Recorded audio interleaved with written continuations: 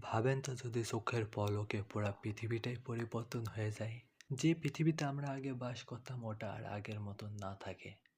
ঠিক এমনই একটা গল্প পড়ছিল আমাদের গল্পের মেন ক্যারেক্টার কিম ডোকজুন।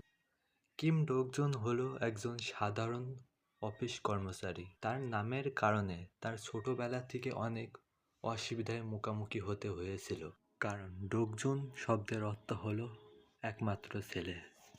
কিম ডোকজুন জীবনে একমাত্র ভালো লাগার জিনিসই ছিল তার প্রিয় ওয়েব নোবেল, এবং দীর্ঘ বছর থেকে চলে আসা তার প্রিয় নোবেলের আজকে শেষ পর্ব। অফিসে থেকে বাড়ি ফেরার পথে ট্রেনে বসে সে তার প্রিয় নোবেল শেষ অধ্যায় পড়ছিল, কিন্তু তখন ঘটে যায় অদ্ভুত কিছু। বাস্তব আর কল্পনা যেন এক হয়ে যায়। কিম ডোকজুন বুঝতে পারে তার পড়া গল্পর ঘটনাগুলো যেন বাস্তবে রূপান্তরিত হচ্ছে। এবার প্রশ্ন হলো, কিম ডোকজুন কি তার নোবেলের জ্ঞান ব্যবহার করে এই নতুন পৃথিবীতে বেঁচে থাকতে পারবে, নাকি এর মধ্যে এমন কিছু লুকিয়ে আছে যা তার জীবনে আরও বিপদের মুখে ফেলে দেবে?